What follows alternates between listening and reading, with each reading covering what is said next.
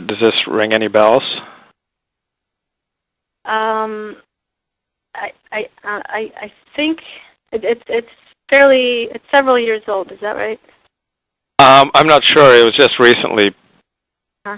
I just recently found it. Anyway, he says he links your book with Risa Miller's Welcome to Heavenly Heights and Ruhama King's Seven Blessings, and then yours, and then he writes, their respective protagonists become religiously observant only after they spend considerable time in Israel.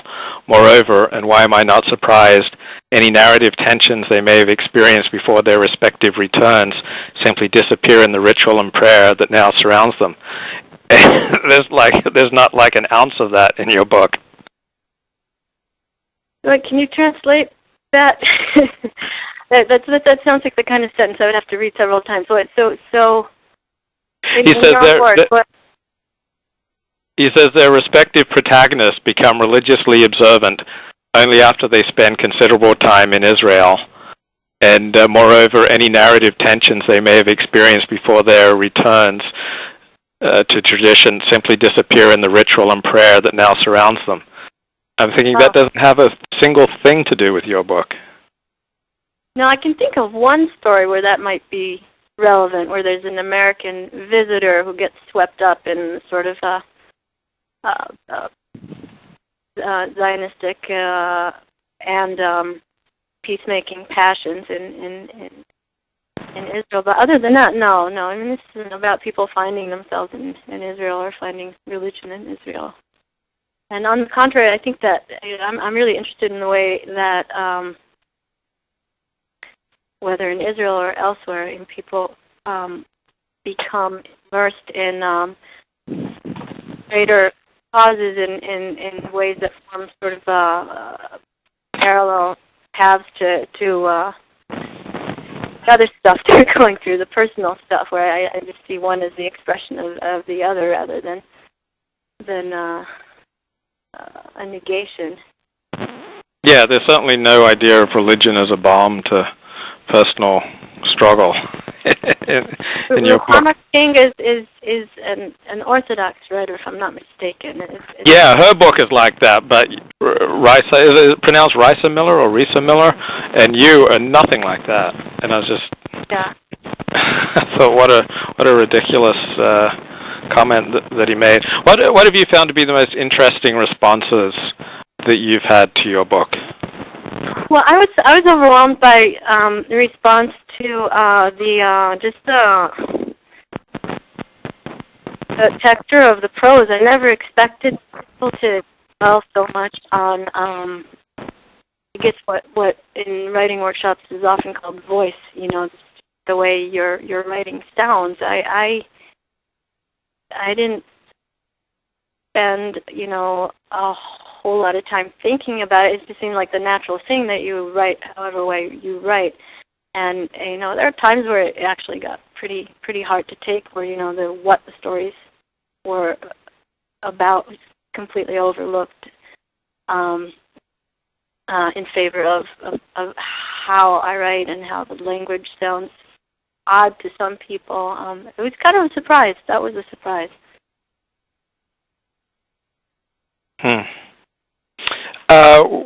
Did you have any mentors, any particularly influential teachers that led you on your path?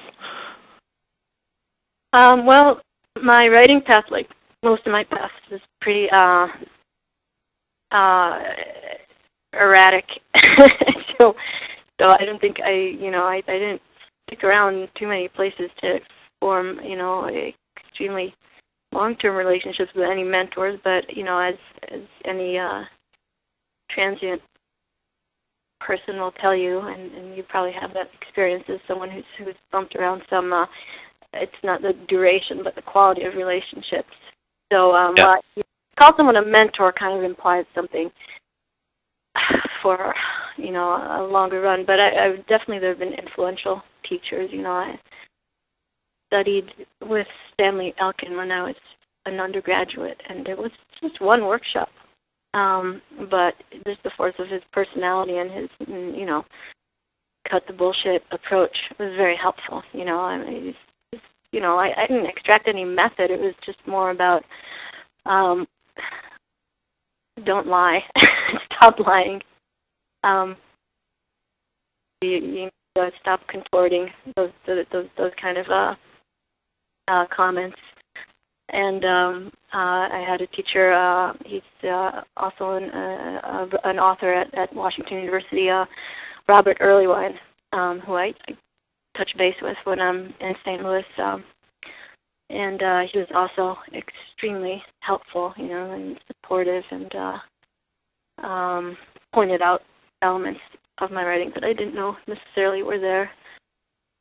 Every teacher, in their way, has been helpful, even when we've locked horns. But it's something that I actually regret. I think it probably is helpful for serious writers to really meet someone who can nurture their potential and give them a hard time when they need it, and really work them through a good many phases to get them to be better writers. But did you suffer much doubt that you had a book inside of you that deserved to be shared with the world? Did I? Yeah. Sure. I still do. Looking back and looking forward, definitely, yeah. How receptive was the world to your ambitions to be a writer? Was there a primary tone that you encountered, yes, you can do it, or isn't this interesting, or you're fooling yourself, or how receptive was the world to your writing ambitions? Well, you encounter all sorts, and there's a lot of supportive voices there.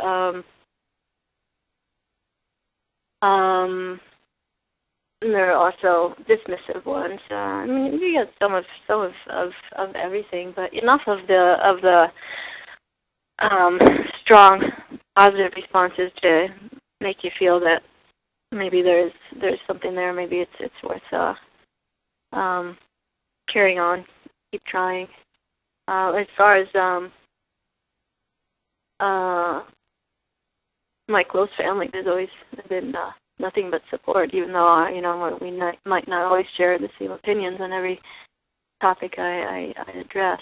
So any negative response has really just been fairly fleeting contacts without much repercussion. How did family react to your book? They were very proud.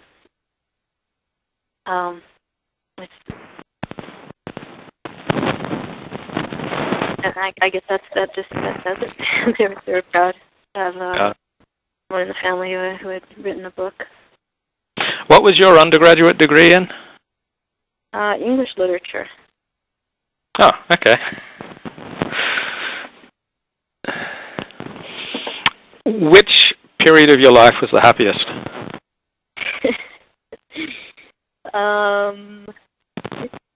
My life was. It's too soon to decide, don't you think? I'm sorry? It's too soon to decide. No, I don't know. I don't know how old you are, but in your.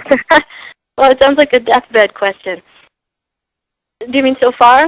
Yeah, so far. So far. Oh, geez, I don't know. Yeah, everything. Every time has everything in it. I can't answer that. Has there been a particular place in your life that you found, meaning a physical, geographic location, that you found most comforting? That I found most comforting, did you say? Yes. A place that I found most comforting. Well, returning to visit Israel, which I haven't done that many times since leaving, which was that was a long time ago, 22 or so years ago. And I was here for about 10 years before returning for the first time. So it was a very, very strange experience going back to my formative grounds, where everything was it was really dreamlike, And I had been having these for years. I've been having dreams of